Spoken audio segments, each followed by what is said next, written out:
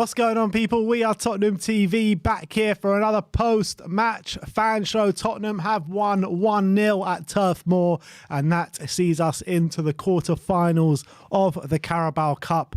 We did mention on the watch-along that we will be bringing you the draw, but the actual draw is on 10:30 on Saturday morning. We can do our own draw if you want. Tottenham gets Sunderland at home, people. Nah, I'm kidding. The draw is 10:30 in the morning on Saturday, so obviously we'll be bringing that to you as and when that happens.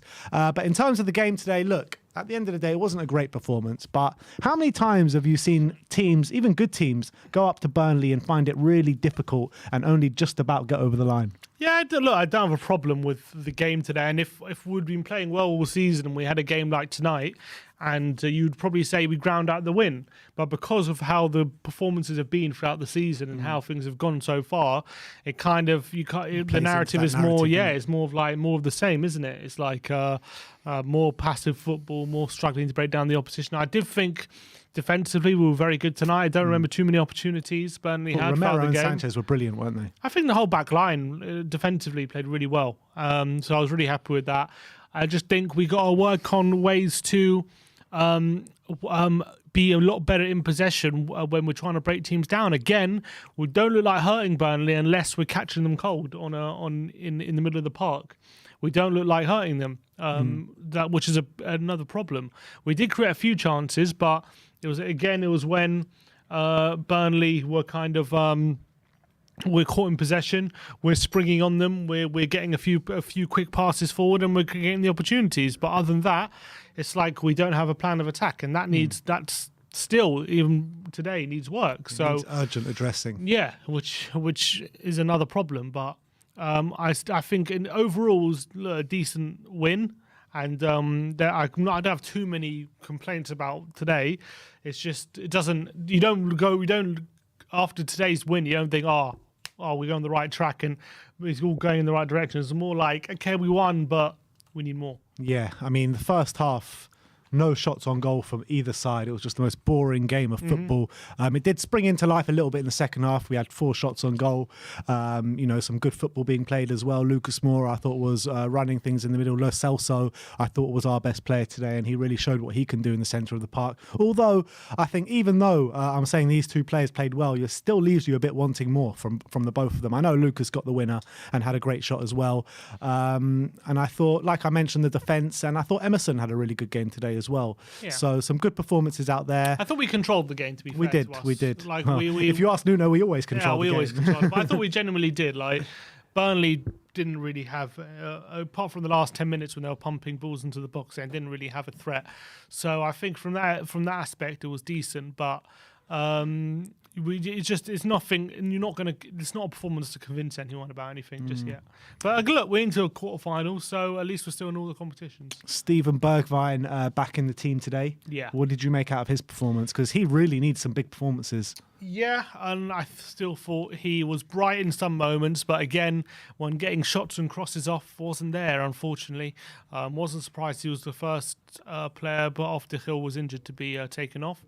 And I just felt like, again, he does some things where you're like, oh, go on, take him on, like get a shot off or something, and then it ends up getting blocked, and then he ends up like not being able throughout the game to contribute, like getting passes into Kane or getting runs beyond the fullback or getting in behind.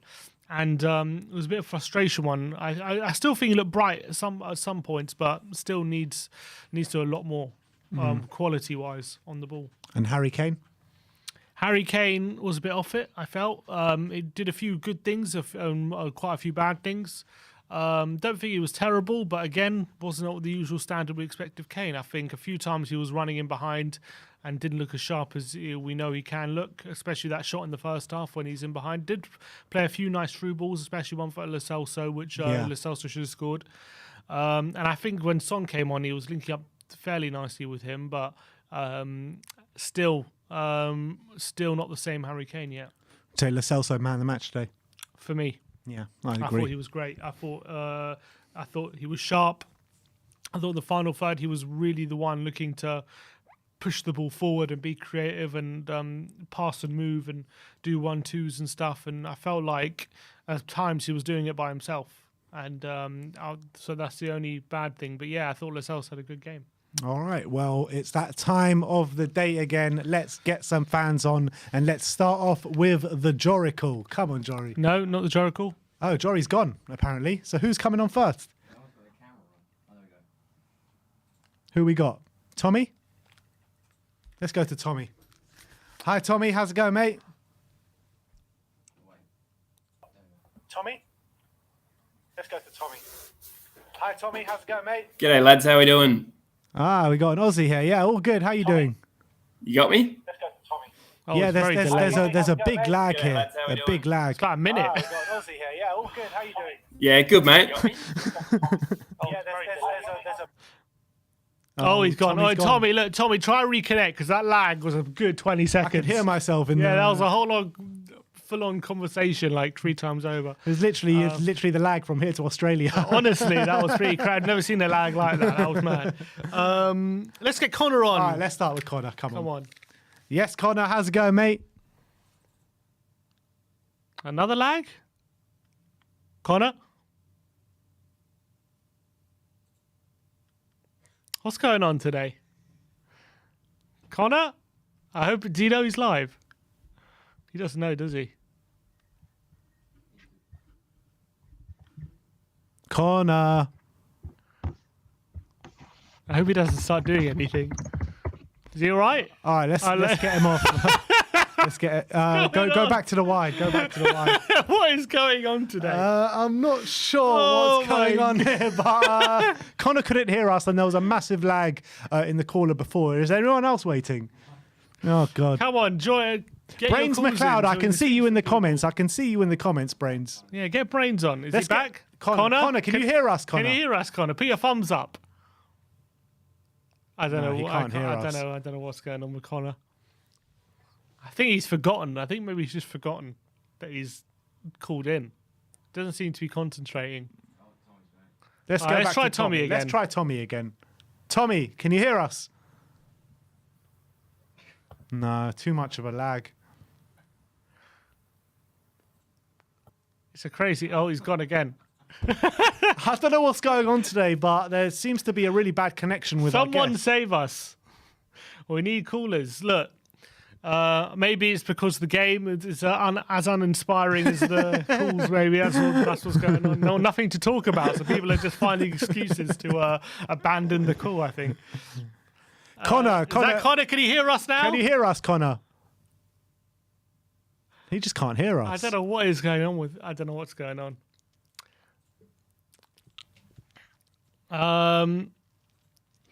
Well, should we just open it up then? I don't know. great post-match fan show here.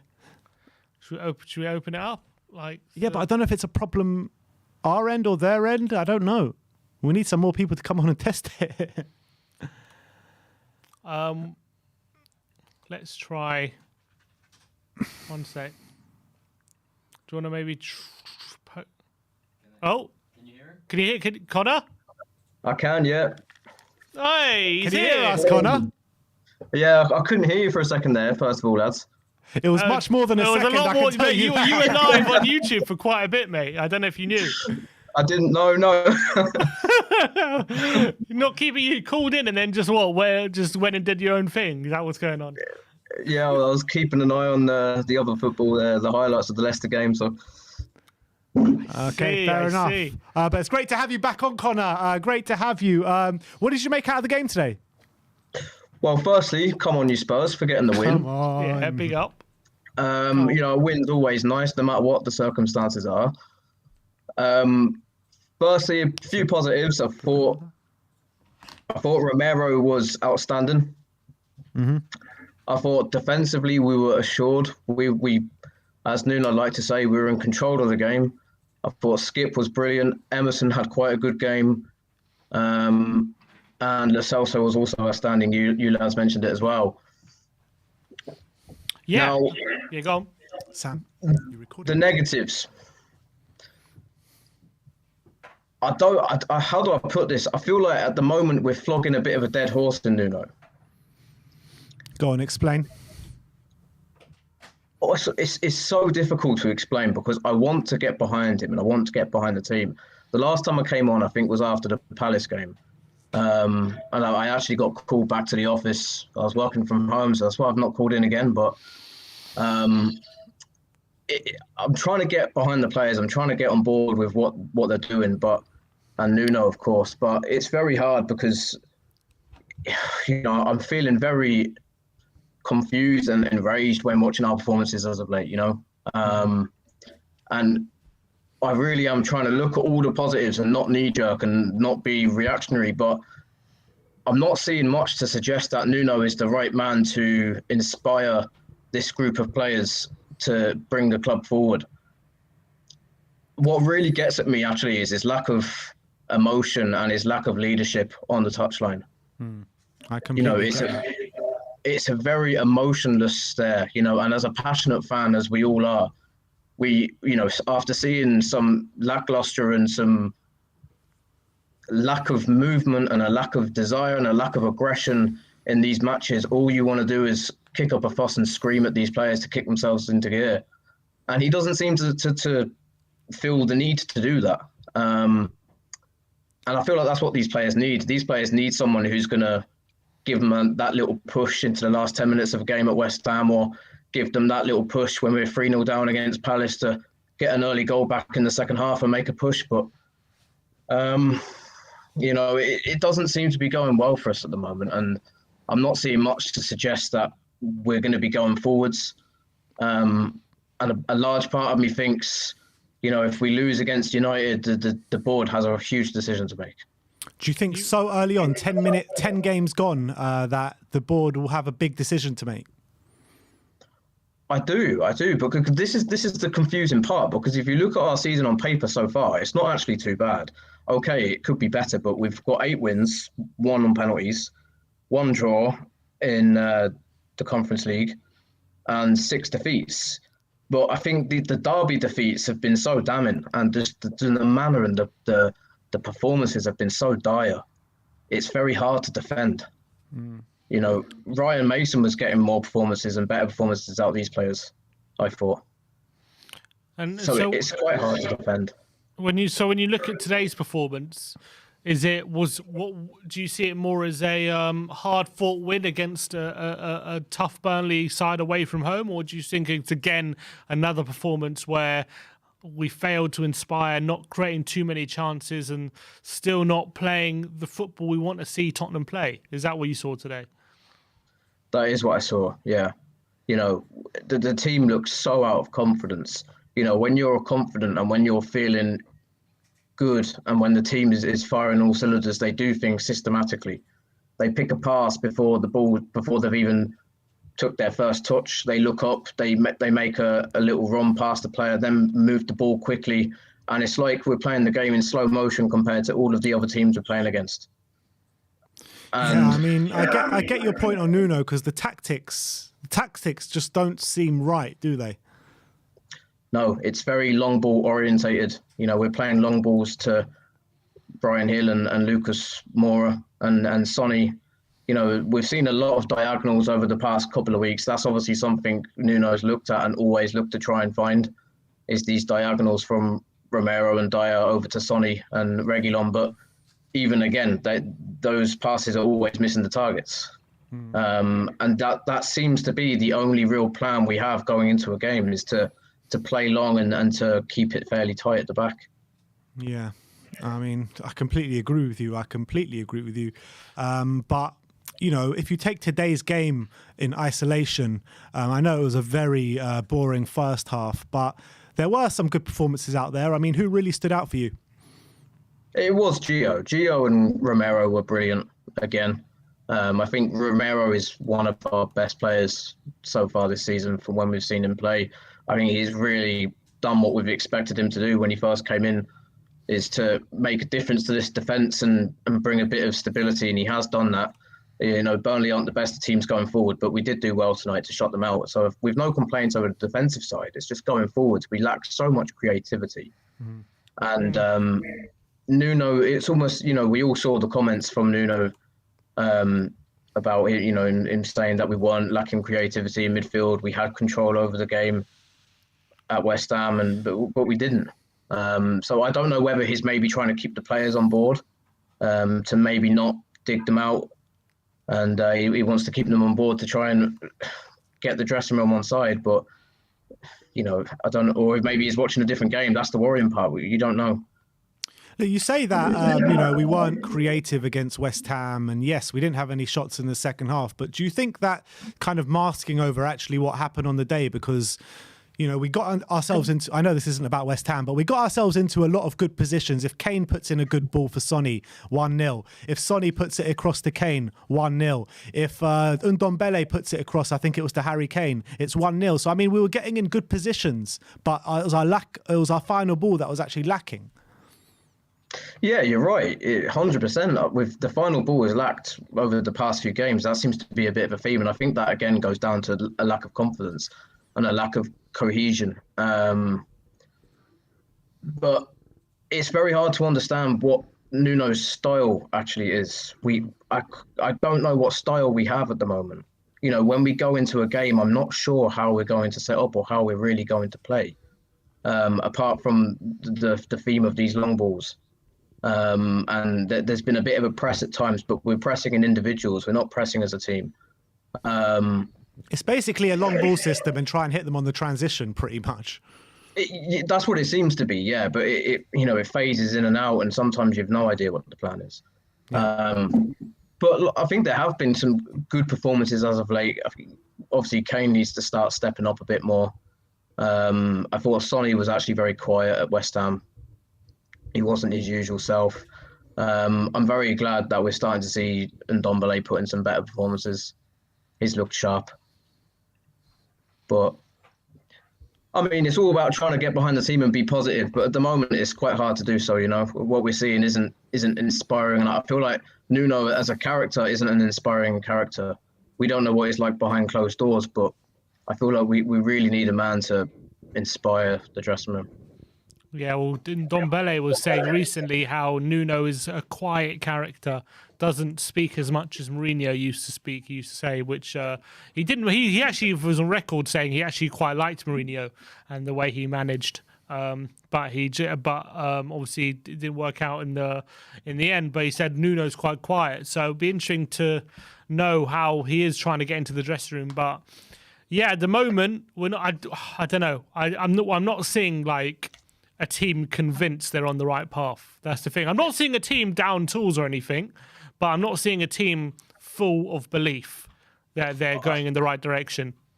I completely agree. Yeah, I think that's the issue. I think what at the moment is, I think the players aren't on board with Nuno's plan or vision or his way of doing things.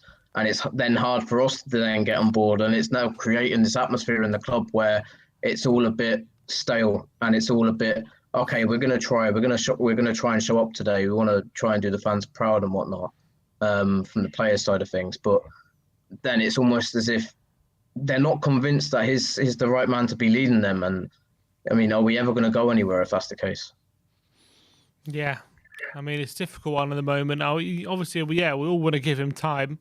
But you also want to see progression, don't you? You want to see where it's heading. At the moment, it's hard to see it, but let's just hope in time that will come clear. But, you know, at the moment... we can say that the last 3 games were a lot better than the 3 games prior to that. Yeah, true. With each performance, though, you know, it's still not there when it comes to in possession, you know, trying to build some building from the back and... building any sort of team moves and patterns of play and these kind of things. It's just not apparent. It's not apparent at the moment, and hopefully it will be, but we'll see. Yeah, I think it's spot on. I think when you think about our season as a whole and you look at each individual performance, I could probably say we've had 2 very good performances this year, and that was Aston Villa and City. Mm-hmm. 2 different types of performances. The City one was pure doggedness and determination and work ethic and togetherness, and that is a beautiful thing to watch your team do. And the Villa game was, we just looked confident, we looked sharp. But apart from them 2 games, I think the performances haven't been where they should be. You could maybe say the Newcastle game, but I think that just comes down to Newcastle being a poor team, to be honest. Yeah. I would agree with that. But just before we let you go, obviously we're through to the quarterfinals. Man City going out finally after however many years it was. I think 5 years since they last got knocked out the Carabao Cup. Who do you want in the next round? And can we go on and win this now that Man City are out? Listen, in football, you never know what happens. Leicester won the league, so we can win the Carabao Cup, can't we? I'd love us to draw the Gooners, to be honest with you. Really? I think. Sure about that. You know what? I think that's the exact draw we need to try and maybe get a bit of confidence and a bit of a boost in this team. We draw the Gooners at home. We knock them out. Game on. All right, I'm loving that confidence. I'm loving it. I hope if we do get Arsenal, it's not another bloody North London derby no-show. But at home, we definitely got more of a chance than we do away from home. So, Connor, absolutely. Big up. Thanks for coming on. Great call, and we'll speak to you soon. Big up. Come on, you Spurs. Come on, you Spurs. Nice to see you, Connor. Got a super chat here from Mintu Lee saying, good game for Sanchez, great ball from Emerson, more of those crosses please, and of course the Mora sexual army is definitely marching. Yeah. Well, yeah, I tell you what, he was frustrating me a bit, Lucas, before he scored the goal. He was doing some nice dribbles, but he was also being incredibly wasteful and loose with the ball. For a bit in that second half. And I was like, what is he doing, Lucas? He kept giving it away.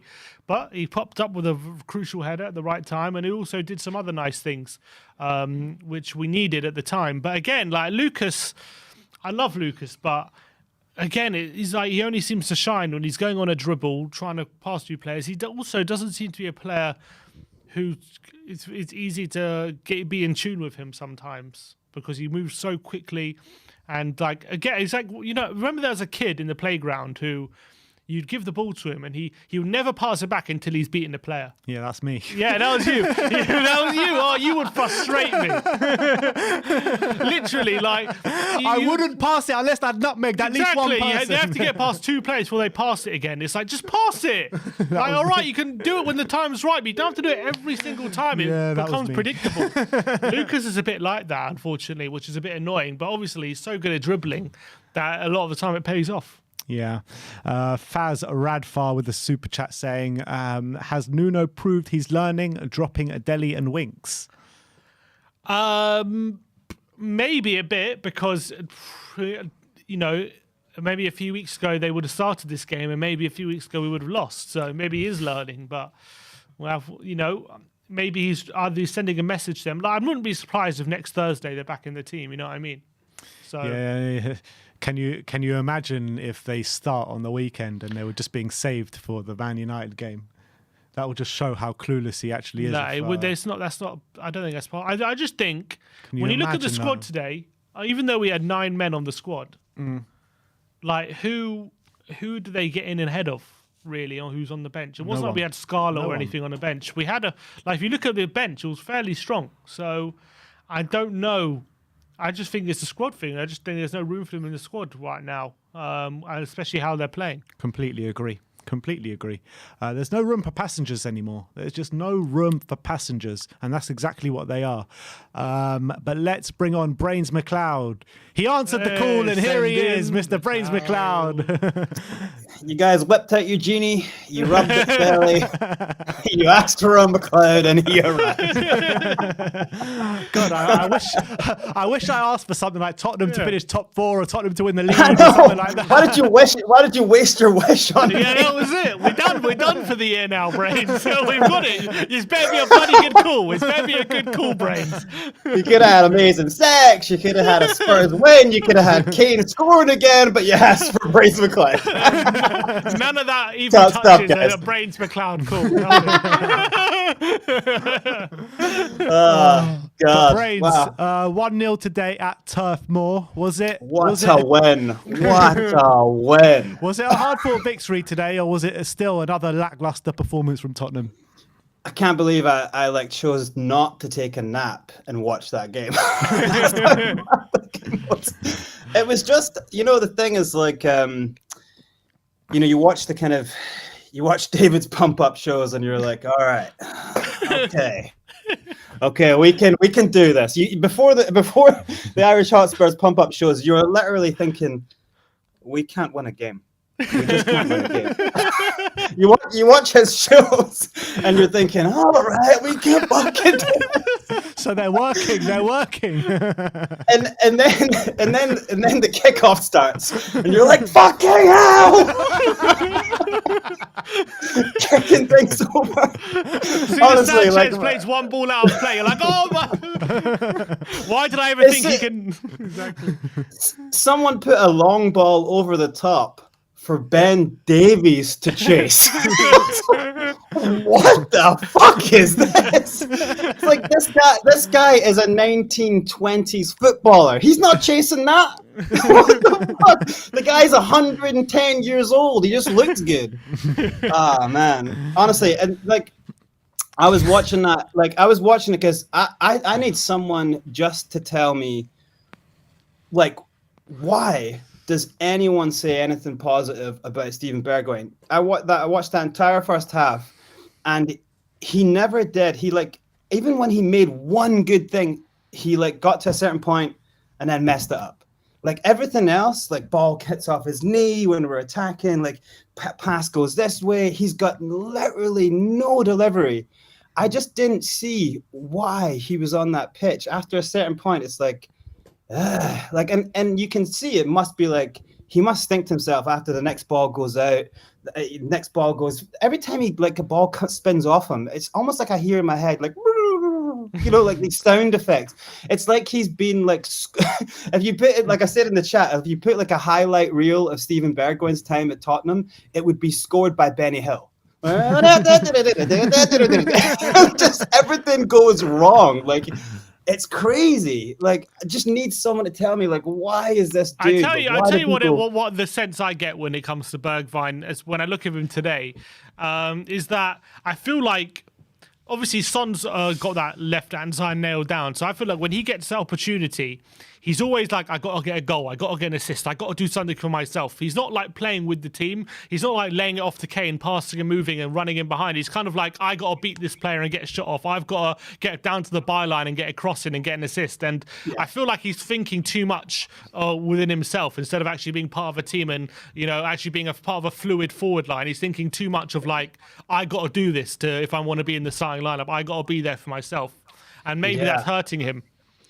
Yeah, he just needs to like maybe calm down then, because like I mean I'm kind of I remember him having 2 decent games, like maybe both time, like his intro against Man City, and then this season against Man City he was decent. Maybe for the little skill thing he did against Wolves, but like that's it. And all the time he's played, and yet like every time a new coach comes in, like, oh, this guy, you know, or like people go on, it's like, oh, Steve Bergwijn's back in the team, and I'm like, why? I would have rather like Lucas started. I get that we maybe wanted to like give Lucas like a bit of a rest and had Gill on the other side. But I mean, I felt it was also kind of a little bit. It was tough for Gill to be subbed for Lucas to come on, because Lucas just, even when he did something wrong, he did it with purpose. He's like, he's moving the play. He's trying to get something going. He gets the ball, turns, aggressive, attack. You know, it's just like to any other attacker to go off. But Gill, who's, you know, struggling to get his foot in the team, has a little bit of a tough one tonight, and then he goes off with an injury, and then Lucas comes on, and he's just Action Jackson. He's making things happen. So, like, really impressive to see Lucas. At one point, he chased all the way back, and he won a ball, like, just pure. That for me, I think, is we should always appreciate Lucas's heart. You know, like Definitely. He's got such spirit. You know, like he's got such spirit, and like, you know, I always think of like not just his hat trick against Ajax, but every time he plays, I just love his mentality of like, give me the ball, turn, go. You know, and sometimes that way of playing isn't going to look great because the ball will get away from you and some things don't work, but at least he tries. If you could just duplicate that spirit across everyone in the front line or the team, you'd have an amazing team spirit, you know? Yeah, definitely. Last time we spoke to you after the West Ham game, you were calling for Harry Kane to come out of the team. Do you still feel like that, or did he do anything today to change your mind? No, like I watch wishing he would. Like I wish he would. I really do. Like Connor was saying that, watching the team, and by the way, I thought everything Connor said was just like 100% spot on. I'm like, he's taking all my points, the motherfucker. But like he was saying, like watching the team was like watching them play in slow motion. And I watching Harry Kane, I was like, Kane's in slow motion, but he's in sinking sand on a treadmill going backwards. Like this, you know what I mean? Like he gets, I don't know if you saw Nketiah's goal last night, like just the opportunist goal. He's like runs through. Yeah, he tried his best to miss that. Yeah, it spins, but that's what I'm saying. Like when you are positive and you're kind of like, you've got the spirit going, like little things might go for you. Comes off his shin, bobbles in, but he had to do so much to control the ball, bring it down. Kane was in a better situation tonight where that ball got put over. Sonny put the ball quickly over. And I feel like he kind of had to take a time to turn. It was like, but Kane, you were running that way. How did, and everything that happened after the ball went over, it dropped closer to him. I feel like there's no way Pope gets to that ball. He was so slow to move and react. And the whole game, it just seems like it's like something just isn't working with the guy. Whether it's the head, not telling the legs to work, but it's sad to see, man. It really is. When you love a guy, when you love watching this dude who's like averaging 30 goals a season for us, just not be able to get his legs to move properly. That, for me, it's killing me. Like, I don't know about you guys, but it's not like I want him to leave because I don't like him. I've got Kane shirts. Every season I'll buy a Kane shirt, not for a little bit just because fuck Levy, but yeah, it kills me when he doesn't play. You know what it's like when you like it was like Gary Lineker went through a little stage as well, like that, and he kind of and it's horrible to see when it's your favorite player and they go on a shitty little run. So, but this just. Can you guys see this ending anytime soon? Like, genuinely? Do you think it's just a case of he needs a couple more and he ticks on? Yeah, I mean, it's tough because I think he's not playing well. The team looks so passive and they look so devoid of any ideas when we're on the ball. I think that also doesn't help the whole situation because it kind of puts extra emphasis on Kane to do something when he does get the ball, and then when he doesn't do that, it kind of plays into, well, he's not looking on it, he's not coming up with, like last season, even when we weren't looking great, Kane would just come up with a great pass or something. Yeah, and right now it's we're making it it's tough because he's not, and the whole team aren't playing that well, and it's kind of playing into that. So I'm just crossing my fingers that when the team dynamic improves, he will improve. But at the moment, it's tough. It is tough watch. Do you think in January we need to get someone? We need to get something 100%. As a backup because we can't keep going like this. Yeah. I mean, that's been the case for 5 years probably. We need someone back up to Harry Kane. But they even more so now. And I think Llorente's a free agent. Not anymore. Oh, not anymore? He signed for Elche yesterday. Oh, well, we're lost another one then. So like I was watching Woods and Barnes come on there, and I'm like, I would have taken them as backup strikers. They have more attacking options than us. Bloody hell, Burnley. Yeah. And the problem is also what I think with Kane as well is one of the reasons probably why he's so frustrated is because he was so heavily relied on last season, and he played out of his skin, and we still finished 7th and failed in all the whatever we needed to do, and yet he wanted to leave, and now he's coming into another season where not only are we coming to another season where the squad is looking thin, but we're actually asking him to probably be even better than he was last season with even less help, and he's probably just getting a bit fed up.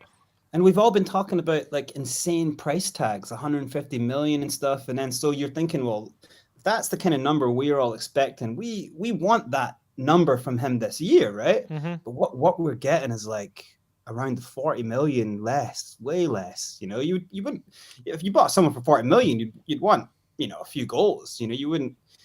This is kind of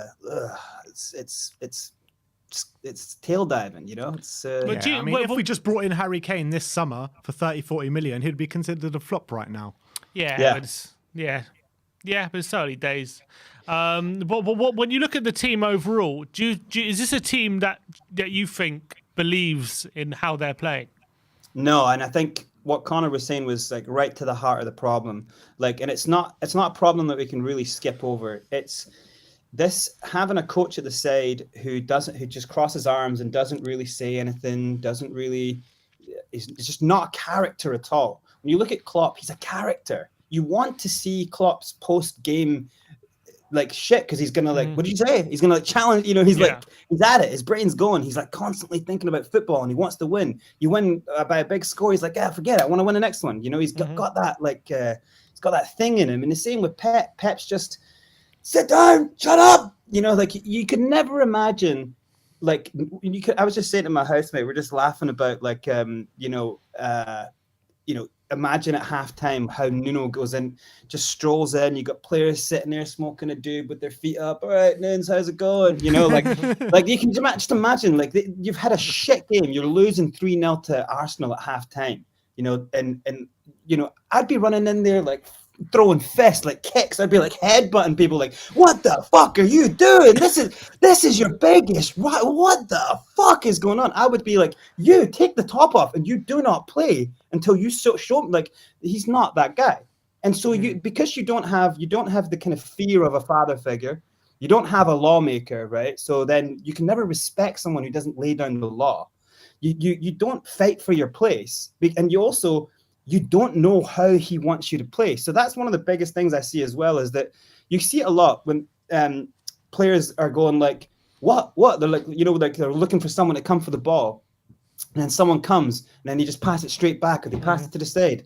And then the players are all going, what? Do you know what I mean? And that's because they don't know. And you know what the real shock about this is? Because of his character, those boys, those men feel like they are alone on the pitch. And as a football player, when you don't know what the strategy is, and when you see that the strategy you've been given, long ball over the top, like, and it doesn't work, you're dead. And so you're looking around like, we need something else. Like, this isn't going to work.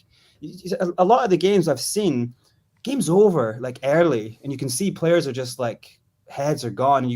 And when that happens, you have really good players like Højbjerg and Romero, and Skip's got a lot of this in him as well, but they will resort to instinctual play. Dyer resorts to instinctual play, but he's not really a great player. His instinctual play will be pass to the side. I'm fucking tired of that. Ball over the top. And then you lose the ball.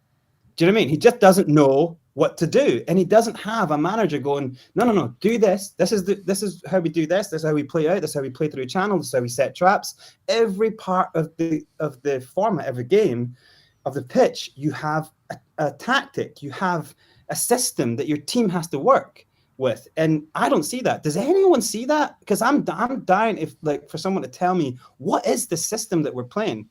Because the way that we set traps doesn't fit for the formation we're playing. So I'm going like, what's the actual system then? I can't figure it out. As a footballer of fucking 30 years, I cannot figure out what system. I say 30 years, I try to cut down my age there. It's longer than that. As a footballer of 10 years. Can you play up front, Brains? I wish. Oh man, it kills me. But don't you guys think that? Don't you think it's starting to look like it's coming down to the balls and the character of a coach? We don't have it. I'd rather Paratici was there, because he'd be like, hey, fucking do it, Yeah, I don't know where that's gone, because at the beginning of the season, you saw Paratici and Hitchin proper causing havoc on the sidelines. There was talk that some of the players didn't like it, apparently, right, or something but like that. every time you look at the sidelines and Nuno's there, I mean, he's just standing there with his arms folded, just looking like a beaten man every time. Probably why they didn't like it. Someone holding them accountable on the touchline is probably why they didn't like it. But if you look at coaches like Thomas Frank, Potter, Moyles, right? They are dudes who are like, one, they can banter with you. They've got great senses of humor. They also can pull you in, take you under the wing, and give you a hug if you need. But then they're also disciplinarians, and they can give you shit, and they can be frank with you and be like, hey, this is it. You're the problem. They can, and if you take that out of football, and you take the kind of disciplinary side of it, of like, look, hey, you're dropped. Winks should have been dropped. I tell you what, Winks would be a better player if he had a coach who was going, "You're dropped, and this is what you need to fix. If you don't come back here and fix this part of your game, then you don't play again." Then you know saying. So I'm seeing that we don't have a coach who can be like a father, who can be a friend, who can be a boss, and Like that's Poch what we was. need. Like Poch, exactly like Poch. Yeah. You know, and that's the horrible thing. We're living in the kind of aftermath of a great coach that we had who needed investment. He didn't need to kind of like have an asshole Dr. fucking evil style villain kind of tighten the purses around him. He needed support. He needed to upgrade the team to build a better system, to refresh the system. And all we did was just go tighten the purses. And it's like, well, fuck you, motherfucker. Now we're in this shithole. Sorry, I put a bit downer on this, but I mean, did we win today? I can't quite remember. We're through to the quarterfinals, everyone. We're through to the quarterfinals. Well, I'll tell you what, the positives is that I thought Skip was great in the first half. I thought Romero is like he's looking like quite a boss. Like he at one point, I was just kind of saying to my housemate, like, look how like cool he is on the ball. You know, he's got that mentality, and then he gives the ball away, but then straight away he doesn't panic. The guy tries to get past him, bloop, dispossesses the guy, passes it on nicely. He's got that side of his game. It's like he's got that calm collectiveness, and he's got that proper cunt. He's got the cunt in him. That's what I like to see. He's got that. He's got that. I can take a motherfucker out if I need to. You know, he's got that hitman about him. So yeah, no. So good performances. Lovely to see Gio spray the ball around positively. I thought he was. I sometimes I always just feel sorry for Gio in certain performances, because it's like he is such a quality player. And if you saw what happened to Gio as soon as Ndombele came on and Gio went into the defensive midfield role, gone from the game. He didn't no impact anymore. So I thought maybe Ndombele could have come on because Gio seemed to have momentum. So I thought Ndombele could have come on because he sometimes falls deep anyway. He can be creative out the back. But I think with Gio, once you put him deeper, his head goes, well, I'm out of the game now. So I thought keep him up there. At least this game, because I thought he was doing so many good things, you know. That's the eternal struggle, isn't it? Getting Ndombele and Lo Celso in the side. We still haven't managed to do it, haven't we? Have we? Like been nearly 3 years. We still haven't managed to get them both. What happened to the trifecta? Yeah, the trifecta. No. It's just so hard to imagine a first team lineup without Skip and Højbjerg, because they're really solid. When one doesn't get you, the next one does, and they kind of play off that, you know. And I can't see us. I get way more worried than I already am every game if those two weren't playing. Wouldn't you guys? Like, I mean, yeah, that's just reality, because we just get overrun and we're easy to because we don't just become easy to defend against. We become easy to attack once they're not in the. At least with Skip and Højbjerg there, at least it gives us some protection, doesn't it? I mean, they haven't played together in 2 games this season. That was Chelsea and Arsenal, right? Yeah, exactly. Correct. So that shows you all you need to know. Yeah. Right. Brains, absolute pleasure as always, my friend, and we'll see you next time. Next time I come on, I'll have a song for Guti Romero.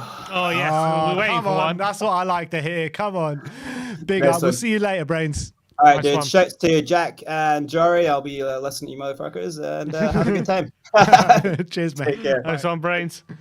All right. Bit of news coming out of Barcelona. Apparently, Koeman has been sacked. Oh, finally. Which has taken its time. So there you go, Ronald Koeman. Don't know if that had. I can't think of that having any sort of knock-on effect to Tottenham in any way. I hope not. I don't know. He'll find a way, probably. Do they have a buyback clause for Emerson? I don't know. No, Poch won't go there, will he? Poch, no. He said he would never go there. Silver Surfer with Super Chat saying, "Stop the manager bashing. We still have a crap team." What would you say to that? We have our team is not what we want it to be, but we can be doing more with what we have. That's just how I feel at the moment. And look, I'm not saying Nuno is a terrible manager and he's done a terrible job. I don't think he has. It's just at the moment, so many flaws, aren't there?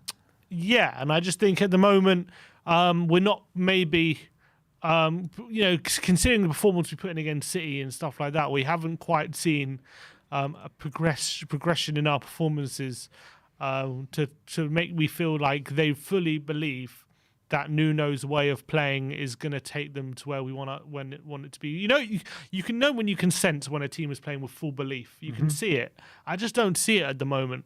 Maybe it's just a time thing. I hope it is, but I'm still waiting. We weren't playing with full belief at the start of the Pochettino era and stuff like that. That's true.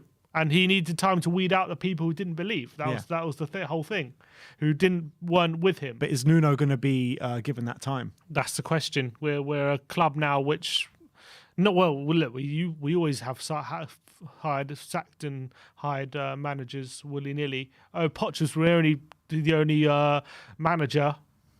Him and Redknapp were where they got over like 3 years. All the other ones, if you're not doing your job within a year or so, you're done. Yeah. So whether Nuno will get I think he might not, because we all know he was ninth choice, and we all know that once someone else comes along, which will make Paratici's head turn.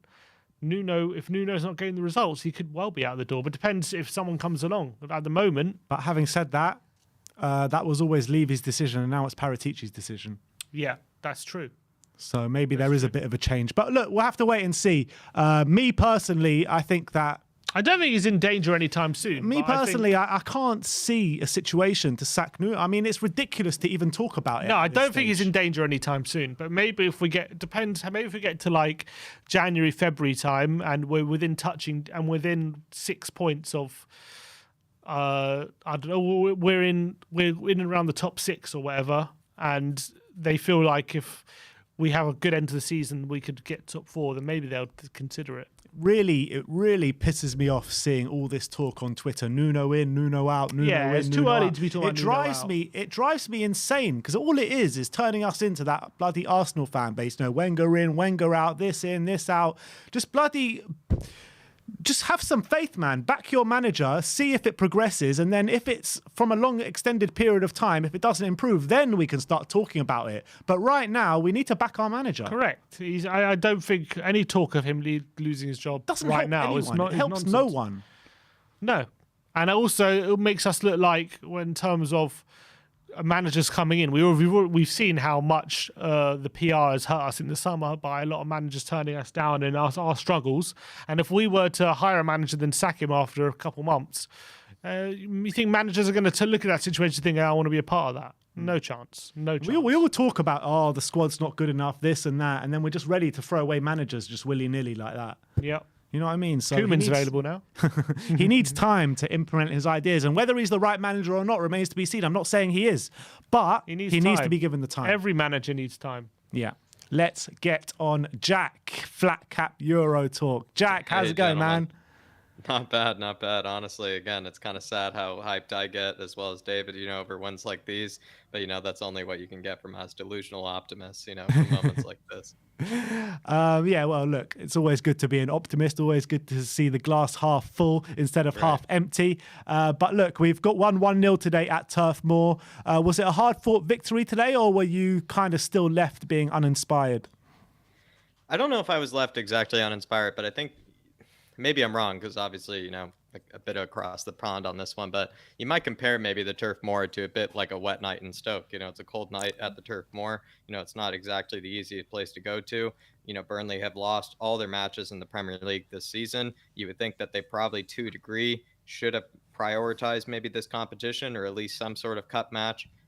I like to think that they were sort of going for that, but maybe they weren't. It's really hard to tell, because they kind of were fielding some first teamers and some, second team, for that match. And I still like to think it was a bit of a hard fought win. I think we could have done a whole lot better personally. Like a lot of matches, really, when we do think about it, there were some clear cut chances where it could have been actually 1-0, 2-0. You have to think of the Harry Kane chance in the beginning of the match where Gio played him in behind. Harry Kane, for some reason decided to hit that first time on his left peg. Thought he could have taken a touch, maybe curled it, to the far post or whatever. Just could have done certainly a whole lot better with that. And then you find that other moment with Gio, where Gio, again, was played in behind, vice versa with Harry Kane. And he decided to go with his outside the foot or whatever the heck he was going for there. And, could have easily just side-footed it in either side, and to me, I think even like sofa score and whatever, like those would have been clear-cut big chances that we absolutely blew. So as much as it was maybe not the prettiest match, as much as it was, a bit of a snoozer, you might say, I thought, to a degree, there were some big clear-cut chances that we actually blew on. And that's kind of been, to a degree, in my opinion, the story of the season. As much as we've had some pretty dismal performances, there have also been some huge chances that we haven't been able to put away. And it's just sometimes it's just falls on the forwards for me. And so I'd like to think that we could have won that by more. Yeah, I agree. I think we could have, but you just see long passages of play, don't you, when we have the ball, not looking like we have a clue what to do with, not looking like we have a plan how to attack when we're settled, and that is just an issue, isn't it? Do you think like Nuno, in terms of how Nuno likes to play? Is that part of it? Not exactly having no plan, but like clearly. He works super hard on how we turn the ball over and get the ball forward quickly when the defense is unsettled. But does he have a good plan? Do you think when a team is settled in a back four and we have to break them down? Unless Ndombele or Lo Celso or Lucas come up with a bit of magic to break the lines, is there anything we're doing at the moment that shows you that we have a kind of a method of breaking teams down? I would digress and completely say we don't create enough clear-cut chances. So I guess the moments I picked out were the clear-cut chances, but at the same time, we certainly could create a whole lot more than those. And then I wouldn't have to complain about, us maybe not finishing those few chances that we do create. At the same time, again, maybe being a bit of a delusional optimist, you have to say that West Ham, they played about 11 men behind the ball for the entirety of the match. That is sometimes difficult to break down. Again, we could do a whole lot better about it. We could, create much better attacking patterns, could be so much more creative when there are 11 men behind the ball. But then, Burnley did more or less the same thing. 11 men behind the ball, or deep in their own half. Maybe we don't have the quality, at times to be able to break them down in the way that we would like to. I think a bit that does fall on Nuno, though, because it is his job when you do find a team that is, putting all 11 men behind the ball. You have to find ways to be able to break a team down. You have to find ways to get the ball out wide. I feel like our biggest problem is that when they seem to force us inside into the middle of the park, they're actually practically asking us, to bring it out wide to one of our fullbacks or to one of our wingers and put in the ball in the box that way. It's almost like some of our players are refusing to do so. There are multiple times when Bergwijn cut inside when I was just like, they're showing you out left. They're showing you out left. Just take it down the byline and just put a ball into the box. Same thing with Emerson, which we saw against West Ham. There are multiple times when they're showing him out wide. Just put a ball into the box, see what happens. And obviously we saw the end product when he finally did it, with Lucas Moura nodding it in with a fantastic Great cross, by the way. finish. And a great cross. And with the thing with Emerson as well is we've seen fantastic deliveries from him at times, and it's just, I think that's where maybe I might answer your question, Sim, is we certainly could create a whole lot more chances, especially when we're being practically forced to create a lot of chances with all those guys behind the ball that are defending us. But at the same time, it just seems like maybe there's something that Nuno's doing where he's forcing us to play in the middle. He's forcing us to play inside, play a little tiki-taka inside when the team is obviously asking us, listen, we'll let you play it outside. We'll let you play it out, onto the wings and maybe try to create something out there. And it's, we eventually have to just concede to that and see what we can do from there. And the moment that we conceded to that with that Emerson cross, we scored. And I think the same thing could be said about Ben Davies' side as well as, Bergwijn's side or his son's side. So as much as it does fall on Nuno, I think it simultaneously also, though, it does fall on the players because there were chances that I thought were clear-cut chances that we could have just put away. I mean, genuinely, I will say, I don't know why Gio tried to hit that with the outside of his foot. I genuinely don't know why. It just didn't make sense to me. He just had all the time in the world to put that home on either side of the post. And same with Harry Kane as well. Why did he hit that first time? Genuinely. And maybe that just speaks to his confidence. But again, we could have created, again, to answer your question, a whole lot more. But it's sometimes it's not Nuno's fault that, again, that Gio hits it with the outside of his foot. It's not Nuno's fault that, Harry Kane doesn't hit that, or doesn't take a touch and try to curl that behind Nick Pope as well. And I think maybe the one thing that Nuno could do a bit better about is just maybe telling the players, listen, please, get it out to Emerson and let him be able to wreak havoc down the sides and maybe put a ball into the box and whatnot. We do have to work it out wide a bit more because Burnley were practically begging us to do that. And we didn't decide to do it. And we played into their hands to that degree, which made it such a snooze fest. Yeah, and I think you have a good point when it comes to crosses in the box and stuff like that because, that Emerson cross to Lucas, I felt like it was one of the only times in the game that we actually, not only did we get the cross in, but also that we actually had players in the box. So many times we crossed the ball and it's literally Kane on his own in the box and no one else challenging the ball or anything, and the cross comes to nothing.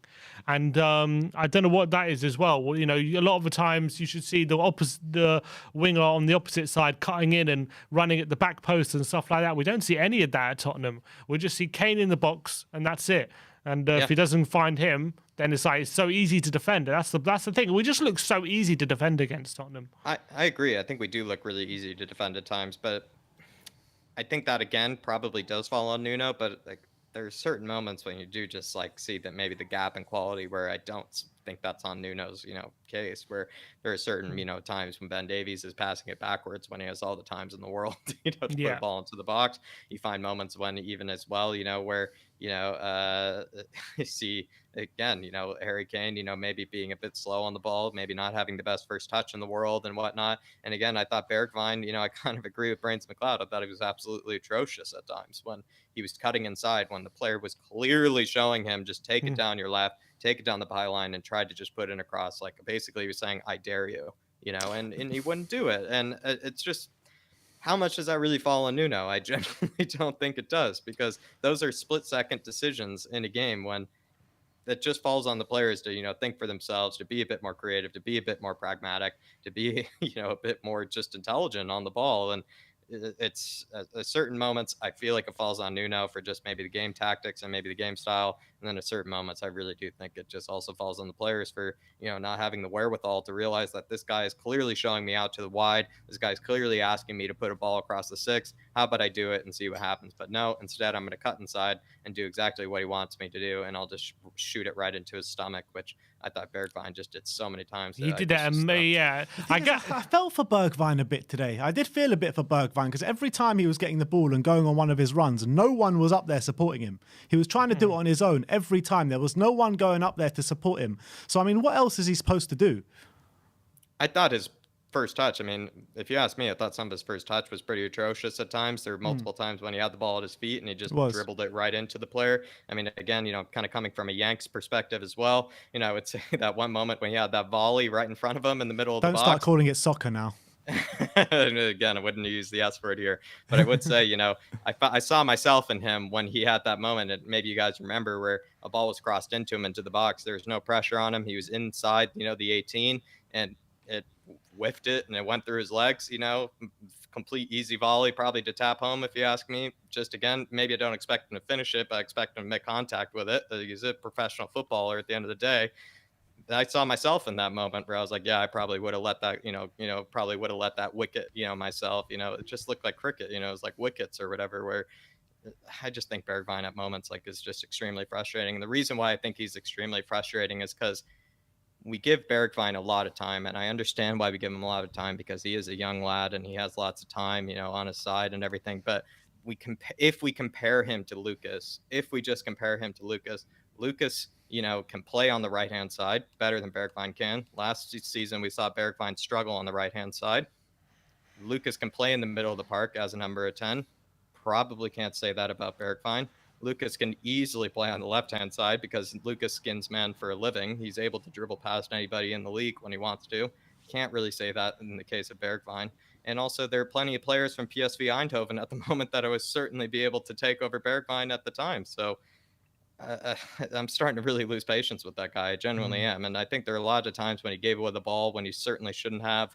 There are a lot of times when his first touch was really poor when it certainly shouldn't have been. And again, I'll speak to the moments when he was shown, outside, when he went inside, when he clearly shouldn't have. And again, I think maybe a lot of people forgot he absolutely whiffed, a perfect opportunity to have a fantastic goal with that first time volley in the air, and it just went through his legs, and it just was full wickets and kind of embarrassing. And I kind of saw myself in that moment. And I think the moment I see myself in a footballer, I realize that they're probably, maybe not at this level.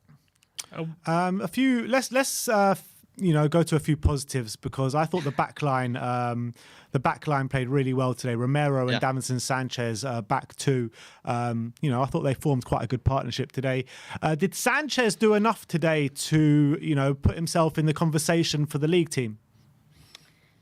It's really tough, because you see Bergwijn I was so stuck on him. You give Dyer, moments against Newcastle where you saw him give away practically 2 goals, in my opinion, to Newcastle. But then at the same time, I thought he played pretty well against West Ham. Romero, let's just digress. Romero is an absolute god. I think the guy is an absolute god. I mean, there were moments when I think he had that one touch where he, touched it over a player and then megged him at the same time afterwards. It's just, I mean, the guy is just absolutely rude on the ball. He's honestly just so composed in the building. He's the coolest head in the building at times, even cooler than Højbjerg, which is saying, a lot, I would argue, as well as Skippy. And again, I just think he should assured himself as already the best defender in our squad. In terms of Sanchez, there was that clearance off the line that was pretty important, you have to admit. That was an impressive clearance that he had. And sometimes we do notice that with Sanchez, where maybe he can be a bit shaky, maybe he can look a bit shaky, but at the same time, the guy can, perform, moments of athleticism, moments of, just sheer defending class that maybe is a bit beyond him, and I would argue that he has all the athleticism, all the attributes that Dyer doesn't have. But it does come to those moments of shakiness that maybe we don't see from Dyer. But then again, you just think of the Newcastle game where Dyer just absolutely brought them back into the game when, it didn't need to happen. And I would probably, to answer your question, give Sanchez maybe the nod for this one. But I maybe kind of like Brian Daigle have been a bit more of kind of a Sanchez apologist than maybe some. I'd like to think that he is better than Dyer, but I can kind of see sometimes why certain coaches and managers, maybe give Dyer the nod because he seems to be more of a team leader, supposedly, seems to be more of kind of in my opinion, a bit of a teacher's pet, than other players in the squad. And he seems to be kind of that rock, I guess, in terms of the team morale that maybe is needed. But in terms of actual quality, I do think that actually Sanchez is better. So I would probably play Sanchez, but who's to know? I think they're both such liabilities at times at the same time. Who's to know? Definitely not Nuno, that's for sure. But let's finish off. Obviously, we're through to the quarterfinals with Man City going out for the first time in 5 years, I think it is. Can we win it? And who do you want in the next round? Spurs are going to Wembley is the song, but, Sunderland away would be unbelievable, or Sunderland at home would be unbelievable. I mean, that would just make the route a whole lot easier. But with the return of Dennis Serkin. Yeah, the guy that definitely has a vengeance, especially because he saw Ben Davies ahead of him so many times. He probably has a vengeance against us. But I would like to think that. I'd like to think that with Man City out of the competition, it's kind of up to anyone because Liverpool, they do usually field, a second or third string squad in these competitions. They really don't prioritize it. They don't have the squad depth that Man City has either. So, but with Man City being out of it, it's a huge deal for me. I think that is a huge competition, and now it's made it a bit more interesting because they kind of are Carabao Cup bullies to a degree. West Ham, I would probably selfishly want to play them again right away just to get that bit of that revenge. Maybe we just wait a bit. I don't know. I think it's probably more grabbable now than it ever was before with Man City being out of the match or being out of the competition. It is way more grabbable because they have all the squad depth to win, the quadruple, the quintuple and whatnot like that. And so it's I don't know, with them being out of the competition, it's actually up for grabs for everybody. It really is. And also the only thing is I probably wouldn't take the scum. I wouldn't take Arsenal just for the reason that they're not in Europe at the moment. So they don't have to play those extra games. So they do have more time to prepare for these matches. They do have more time to be able to put in the right squad, the right tactics and whatnot. So I probably would rather take West Ham or Liverpool maybe at the moment, but Sunderland first, of course, Sunderland first. All right. Jack, always a pleasure, my friend, and I'm looking forward to that FIFA spanking we're going to give you soon. So we keep talking about it, but we got to get it done. All talk. I'll tell you, from what I've heard, is that you guys have been practicing on Ultimate Team, which is maybe not what I've been told that we're supposed to be practicing on. And as well, if you've been able to catch up on some of the Twitch streams, which I'm pretty sure is going to be another one's going to be happening tonight. I have been playing on ultimate difficulty, lads, and it's so far undefeated at the moment, and oh boy, it's going quite well. Maybe we don't want to play you then. Yeah, maybe not. Maybe not. Yeah, maybe not one-on-ones. Maybe not one-on-ones. You might want David to hop in. You want David to hop in. He'd be like the Dyer to my Romero. I would say he'd be like the Dyer to my Romero, but I think it'll all be good crap. You're not doing doubles, mate. You're not doing doubles, so try doing doubles. I think on Ultimate Team we can do doubles if I'm not mistaken. So I actually see why you guys are doing Ultimate Team because maybe that's the best way that we can do co-op. We actually doubles. have separate Ultimate Teams. We're playing on our own. Ooh, there you go. You guys need to be working on each other's game because at the end of the day, it's all about teamwork, lads. So 100%. I need to get back into it. But if you've seen even also David and I's co-op stream the other night, I think it was last Friday. We're absolutely spanking boys. With Spurs alone, we only play with Spurs. We're spanking everybody from PSG to Bayern to Chelsea. I would just say, just maybe take a bit notes on the way we play, the tactics that we're going with, and then you probably have a good chance. But I hate to say this, guys. I'm seeing a Brazil, Germany 7-1, something like that. Hate to say it. Jeez. The talk is big. Let's see if the game is big. The talk is big. I will not. I can't concede that. But thank you guys as always. Big up, Come Jack. on, We'll speak to you soon. Come on, you Spurs. Thank you. All right, that is Jack. Always a pleasure having him on, and it's always a pleasure having our next guest on as well, and that is the Joracle. Hey guys, Jory, how you doing, man? You good? Well, I don't know. Winning never felt this bad, really. So, I'm actually kind of fuming. The Jericho kind of got the final kind of look into the core of our problem, really, our culture. Go on, tell us about it. Well, you told me you talked about there was some hashtags going around, Nuno out and stuff. I got a hashtag for you, Kane out. That's my hashtag. That for sure. He is definitely one of the big problems in our club. We saw two parts of our game work all right. One part actually worked really good, which was the defense, which was in the control of Romero. He's leading that. He's controlling it beautifully. The midfield was fine. We kept most of the possession there. Once it got to the final third, everything broke down. And I'm losing my mind listening to fans talk about Lucas. We wouldn't be winning tonight if it wasn't for Lucas. And I'm not talking about the goal. I'm just talking about him coming on, bringing his energy, making sure something happens somewhere, being somebody to cross the ball to for Emerson and so on. Every time we see these really diligent, high energy players go on a sprint, you know what? When Lucas dribbles the ball, you know what? You guys need to move. You guys need to start running all over the place and create space for yourself. You know what they do? They stand on their fucking heels and watch him dribble. That's why he looks like a headless chicken. He doesn't have any options. He gets surrounded by 4 defenders and the ball is dropped. Yes, he didn't get one man to pass to. And you know who's leading that tactic? That's freaking Kane every time. He does not move for these players when they're trying to create something. I'm absolutely fuming with Kane tonight. I thought he was disgraceful tonight. And to be honest, I think he's burnt out as well. I don't know if he'll ever get back to the shape he was last season, but I know we will never get him back. That I will put money on that tonight. That's for sure. So tonight is tonight the straw that broke the camel's back for you? Yeah. I want him out as quick as possible. I want him out, and I just think like we're lucky if we get good money for him now, because I think Man City, they dodged a huge bullet. I think they're really saying, "Whoa, we really dodged a big mistake there." So do you think, Jory, these 7 or 8 games he's played this season has undone what he's done in the past, and we won't get a big fee for him? Yes, I think so. Yeah, I think anybody that's following the game, I think maybe his physical form can get back to something, and then it's more what do you think of the mentality and whatever. And I don't think we'll get him there. And I maybe don't blame him that much for losing his head. He is human and all that. I do think he was hard dealt by Levy. I don't believe the whole shit. Like, I know that Levy, Kane was naive. His brother was a bad businessman and so on.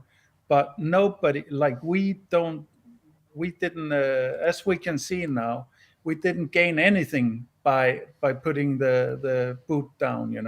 You need to work with people. You need to be accommodating to what they want as well. You need to try and find a win-win always. But I think, to be honest, I think if you also just look at it, the way he played last year, how diligent, how much he put into it last year for us, and then the Euros on top of that.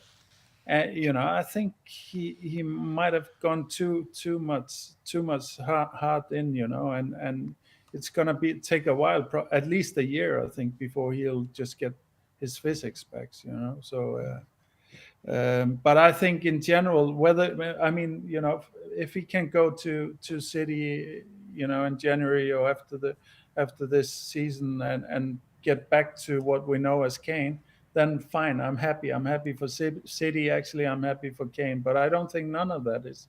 We're gonna see that anymore. I don't know. And to be honest, if you're really, really, especially I really appeal to fans to start watching off the ball action more than on the ball, because there's a much bigger story. There's much bigger clues to see there about our team than on the ball, And to be honest, I think if you even think back to last season and maybe even seasons before that, you like the common denominator. I'm not saying he's the only one or anything. Like Dele and Winks, like Nuno has seen it. Dele and Winks as toxic. The La Mafia was toxic. Out with them. We're seeing it. Maybe it's Paratici. Maybe it's all of the industry knows this anyway.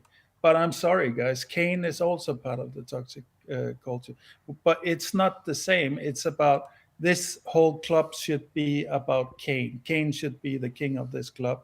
And when it's not about that, then he's going to fight whatever's going on. And that's what we're seeing. And that's what Lucas has suffered from. He's been waiting in his shadow forever, and it shouldn't have been either or anything, but it's been played like that, I feel. So, but I remember a few times that Lucas could have played Kane through on goal, and he just took the wrong option.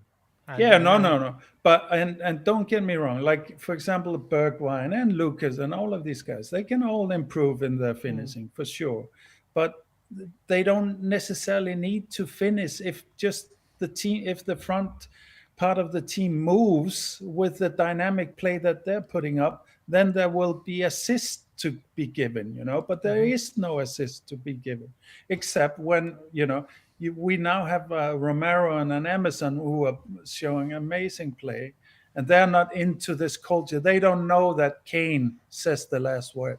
If Kane doesn't want that, then we don't do that. I think that's the situation. You brought up something I didn't know, Sim, which that completely kind of seals it as well for me. It's like, you said that the players didn't like that Fabio and Hitchens were on the sideline screaming. That's not the players. That's Kane going to Levy and saying, "Get them out of there. I don't want to have this."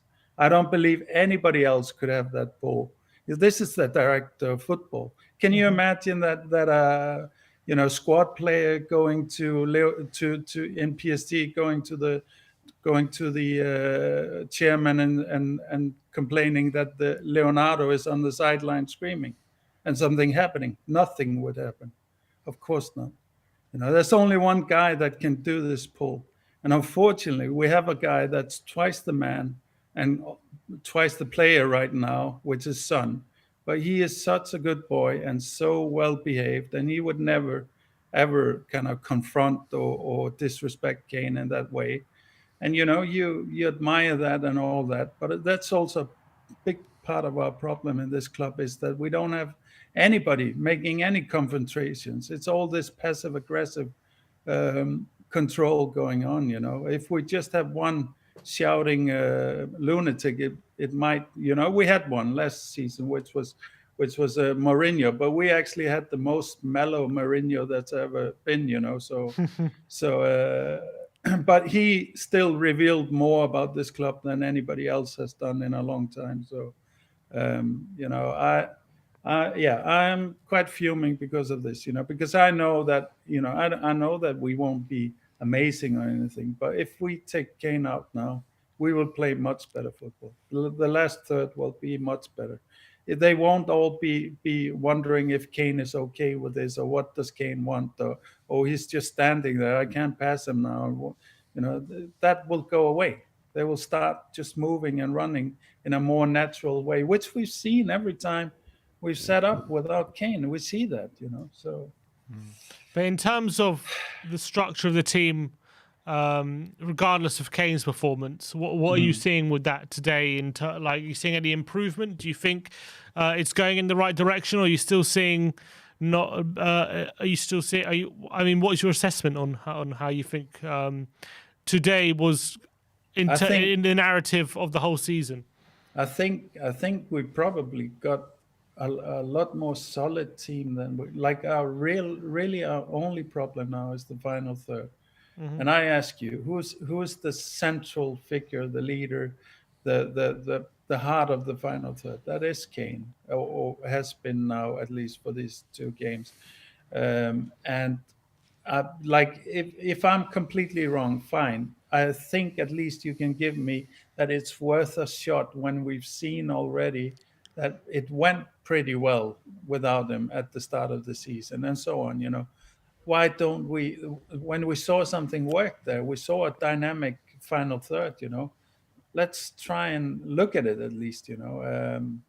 But I think like it's kind of silly that we don't have one really serious word about our defense anymore. Like, we spent all last season or maybe last 2 seasons complaining about the defense, and now really the only, like, there was Dyer's own goal, and that's just about it really recently that's been like a debacle like we were used to. And same with midfield, Skip and Højbjerg, really solid. I think Højbjerg going box to box is he should maybe back off a little bit and be more, maybe somewhere split the difference between a classic CDM and box to box. Because I feel like, he overworks himself and makes more mistakes than he would normally do when he's going too much forward. But he can be like the odd, burst forward. He can be amazing for sure. Do you think Davinson did enough to put himself in the conversation for the Premier League side today? I do actually. I think he was very good, and I think Romero is definitely the partner to help him along. I would actually go so far to say, like, I don't care. I mean, I can see why you would go for Dyer in Man City. Like, if we Man United. If we go with Davison against United, they're Ole is gonna set up trying to exploit Davison. So. But, and of course the same with Dyer, but Dyer, like I said, there's a certain stability that's connected to Dyer because of his slowness, if nothing else. So he can't maybe get as badly out of position, or get things as badly wrong as Sanchez maybe can do with his speed and power. But I would, for me, I would say let Romero make the choice. Really, the guy is amazing. He is absolutely levels above any defender we have, isn't he? Yeah, absolutely. Like levels, like I would say, not like we have one elite player right now. That's Son. We have many world-class players: Lucas, Romero, Emerson. I think Emerson is like entry world-class the way he's been playing. I think he's like. I cannot blame players for making the odd mistake when they're so industrious and so, so much into the game, so much looking for the passes, looking for the runs and so on, as he's been doing, then I'm fine with you making a mistake here and there. What I can't accept is kind of the players that do nothing, like a Winks or something, do nothing all game, and when you actually notice them, it's because they're making a mistake. So yeah, I think to get back to your question, Ben, I think our team is more solid than it appears, and I do think. I mean, I don't know. What do you think, guys? Where are you not on board with the team being okay apart from the last third? I think that the build-up play from the back is still shocking. I think it's still slow. lethargic, no movement around. So I think that's a big problem within our state of play. I mean, I think we look good when we nick the ball in the opposition half and like spring on them. We look okay, but in terms of, I think in those moments, the final third is the problem because we don't make the most of it. yeah, but Exactly. before that, when we try build up from the back, when we start from the back, we're either playing diagonals or losing the ball. We don't seem to have We don't have any patterns of play. We don't have any plan. No. What's the plan when we're building from the back? No, I kind of agree with that as well. But I would say we still get into the final third for most of the time. We still only in transitions. I think very rarely we do. No. Yeah. But that's also. I mean, I don't know if you. I do agree with you, but I also think I think the transition play would be actually what you would want from a faster final third, So, but that's not what we have. So it's kind of falling in between the cracks a little bit. I agree with that, and and I do agree. Like it would be better to have more drilled and more planned out build up for sure. But I don't think it's what's failing us. Even though I would like that to improve, I don't think that's what's failing us. It's failing us in the sense that if we nailed that and had a good final third, then we would be winning games 4 or 5-0 again probably. But the way we're playing now, if the final third was okay, then we're still going to win 1-2-0. So but it's the final third that's not like we're spending a lot of time now in the final third with no goals. So Okay. I don't know. I think for me, at least, I mean, I don't disagree with you guys. I just think the final third is much more of a pressing issue. I mean, look, there's no two ways about it. These last 3 games have been a lot better than the 3 games prior to that, let's be honest. So Yeah. So look, all we could ask is for the team to keep improving, and that's what they have done in the last 3 games as opposed to the 3 games before that. So look, let's see where it goes. But I hate all this negativity on Twitter and social media when people are calling for Nuno to go and all this kind of stuff, because it just doesn't help anyone. It doesn't help anyone. No. And I mean, I hate it as well, as vocal as I am about Kane. I don't like it. I don't like being that way, but I just feel like I have to voice what I feel like I saw really clearly finally tonight, and I've been suspecting it for a long time, but it's kind of like you don't like, because Kane was really like a dream striker, dream player, really, so you don't want to face that situation, and I don't blame him around the attitude. Because I know that we don't, like, he's been done over much worse than what we see. Come on, guys. This is Levy. He's, and this is Kane as well. Kane wouldn't be sulking like he's been sulking if it wasn't a really shitty deal that he'd been dealt by Levy. Yeah. So I don't blame him about that, but I think it's a lot of things. And now I think it's also a little bit of him kind of resisting Nuno's team building, and I don't think we can build the team when he's crowned the king in the club, and he's not the king in reality, he's not the king at this moment. He needs to earn that crown. For me, the king is Son now, if you want to talk about king, but I don't like that either. But Son is our talisman now, in my view, and we should start setting up like that and thinking and behaving like that. Okay. All right, Jory. Always a pleasure to have you on. I mean, after this call, it feels like we lost tonight. Yeah, I'm not sure about tonight, but you know me. I'm always on the counter of everything else, right? 100%. Exactly. Yeah. Big up, Jory. Really good Always points good you've to get made your there. opinion, So Jory. thanks for coming on, and we'll see you next time. Great job, guys. Come Take on, you care. Spurs. Thanks a lot, Jory. Faz Radfar with the super chat saying, "Oh, exactly what I just said. It feels like we have been knocked out. Positivity? ? Not when this fan base is hard to come by the way things are going. We just need a really good, solid attacking, encouraging performance. We got Philly. Who? Philly Ali. Who? I just don't think you understand. Philly, how's it going, man? What happened to your arm? You're on mute. You're on mute. Football injury. Football injury. I thought Football or soccer? Soccer. I thought it was your reaction when you heard Dele was left out of the squad today. You just bashed it on the table. Punched the wall. You're like, damn it. What is your reaction to that, by the way, today? Well, I think, Nuno is finding out something that Mourinho was struggling with, and it seems like a lot of the fan base already knows. It's just kind of time for Dele to move on to greener pastures. And obviously, it goes without saying, I think it's the same thing with Winks. Yeah. What you think that in January, you think this is looks like they're going to be on the move the way things are going? I don't know. We're not exactly directed by somebody who I think is very competent in the football world.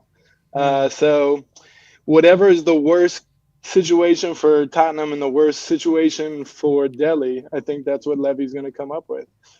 Wasn't it last year he had a chance to go to PSG? Correct. You would imagine Dele in Paris with Maurizio might have like given him a new spark, but no, of course we held on to him.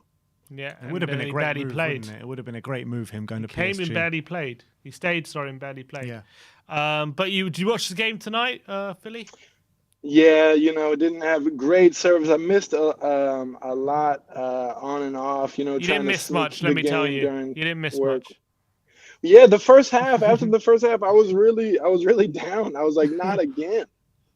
Just like real dismal. But hey, staying on Dele Alli, I wanted to ask your guys' perspective. Can you, back when he was really firing, scoring goals, getting assists, did you ever in the back of your mind think, you know what, that's a man that should play a number 8 position? Like, we need to move him back and turn him into a defensive holding midfielder. Like, just the idea of trying to force round peg into a square hole. Like, I don't know, just what's your perspective on how he used to play and the position he used to play for us, and then his transition this year? Yeah, I mean, he did that role a couple times previously, but he was never really a nailed on starter in central midfield. He did a job for the team a couple of times, and he did okay. Yeah. But that was never his best position. It was never the best. It was never the position he got called up for the England squad for. It was never the position that got him all those goals and got him playing so well and all the recognition. That was always playing further forward. So I think with his transition to central midfielder, which we've been playing in this season, I understood it because he wasn't offering that same spark in the final third, and he does have good work rate, Dele. I don't question his work rate. I think his work rate is good, but just when, in terms of the qualities you need to be a top class central midfielder, in a team that wants to be top 6 or top 4, you need to be quick thinking. In the sense, you can't dally on the ball too long. You can't Dele Alli on the ball too long in the centre of the midfield. You have to think quickly. You have to get the ball forward. You have to have a bit of vision about you. And he doesn't seem to have those kind of qualities. He's very good at in and around the box, being instinctive, getting knowing where to be in the box, right far post, or arriving at the right time. But he's not very good at, when he has the ball near the halfway line, playing pass and move and having vision and through balls or long range passes. He's not very good at that. That's not his game. He's just not a very good player at those kind of things. So that's why, despite the fact he puts in good numbers when it comes to tackles and interceptions and things like that, he's never going to be that player who we want in the centre midfield for me. Yeah. And he's a player much more likely to try to take a risk, put a nutmeg through, or exactly. do some flair. And again, you want that in the box, not in on the midline. But at the end of the day, Philly, Jose Mourinho tried to put in his best position, and that didn't work either. Yeah, man, it's really frustrating to watch, just the lack of chemistry. I can kind of see how the last few callers have been talking about. Jory definitely sounded like he was at a funeral. But I mean, we're Spurs fans. We want to see goals. We want to see excitement. So it's like, it's soul crushing that we have somebody like Dele staying at home when he was doing flicks into half volleys and all kinds of beautiful play, and now he can't make anything happen. Yeah, it's difficult. But what do you? But in terms of performance tonight and the victory, also in the fourth round of the cup, what did you take away from tonight in terms of performance tonight? Yeah, man, definitely part of the Morris Sexual fan club. I think Lucas Moura's head, it looks like the most huggable head on the squad. I just want to hug it. I don't know, something about the shape and the shine, and like he just, every time he rises up, I think he's gonna win it. How many like corner kicks does this like 5'9" man win score goals for us? Yeah, true. So that was a beautiful thing. But other than that, yeah, frustration going forward. I agree with Jack saying, like, why don't we put in more crosses? It seems like, it seems just a lot of tentative kind of nature, and it does seem like there's some kind of blockage. I'm not quite ready to blame Kane. I'm definitely in the Brian Daigle, He-Man Levy hating club, where I'm not going to blame Nuno, because he seems like a manager brought in again to make magic with a squad that needs to be refreshed. I'm not going to get mad at the players. Kane, Dele, even Winks have put in years of hard work, but it's just like you have to refresh teams. I mean, it feels as though our team is just getting kind of left behind. The level of play that the Liverpools, like the squad moves that like Manchester United are doing, we're trying to fight with just like a lot of late changes to the squad. So I'm definitely in the Levy hating, all blame to Levy. I've been thinking about this this analogy all day. I think Spurs club is like a really nice car. We're like an Aston Martin, right? But like to keep an old historical car like that running at high peak, we're driving Grand Prix, you know what I mean, at the highest level of competition. You got to get an oil change. You got to change the tires.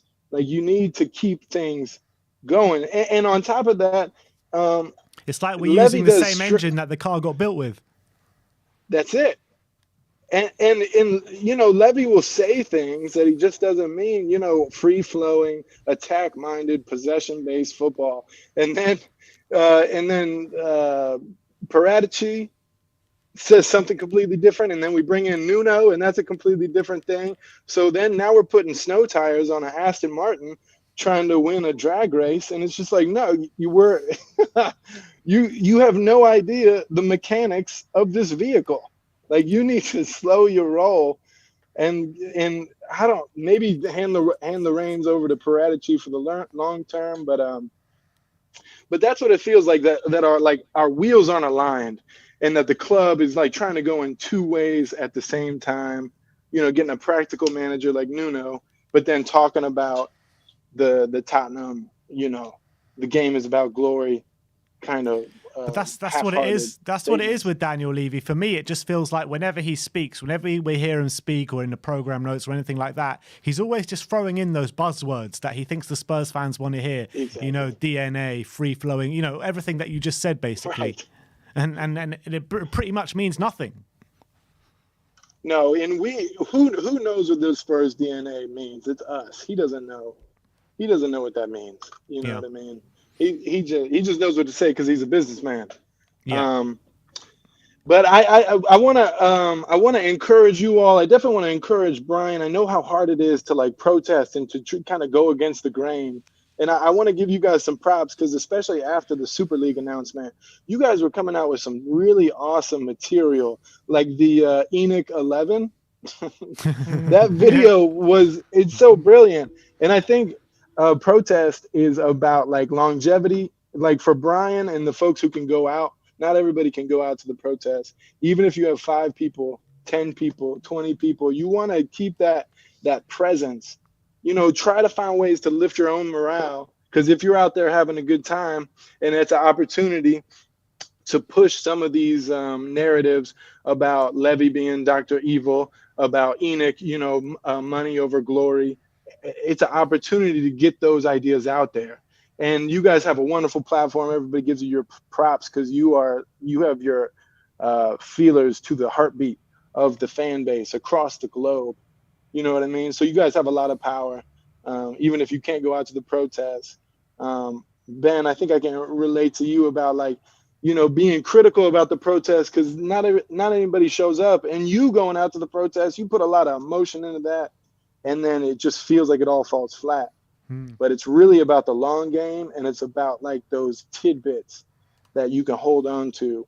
We need pictures of Dr. Evil all over North London. If that can make it on the news, you know what I mean? If that can make it to the higher level of connecting to people around the globe, then we might actually get a change. And of course, maybe we won't be able to get someone to come in and buy our club for $100 billion or whatever they're asking for.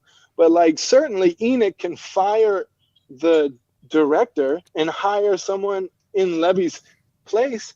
And my opinion is the man who was in charge when the Super League announcement was made, the man who was in charge of firing Mourinho 2 days before a final, that deserves a sacking. Those are horrible decisions, bad decisions. Yeah. Bringing in a Chelsea man when we had Maurizio Pochettino, at least he thought he was going to get a trophy out of it, and then you cut off your nose to spite your face. Yeah, the only club in probably the blot on Jose Mourinho's CV. I mean, he's probably going to go and win the Conference League or a cup in Italy now. But, just before we let you go, obviously we are into the quarterfinals today, quarterfinals of the Carabao Cup. Man City go out for the first time in 5 years, which leaves a chance for everyone else to go and win it.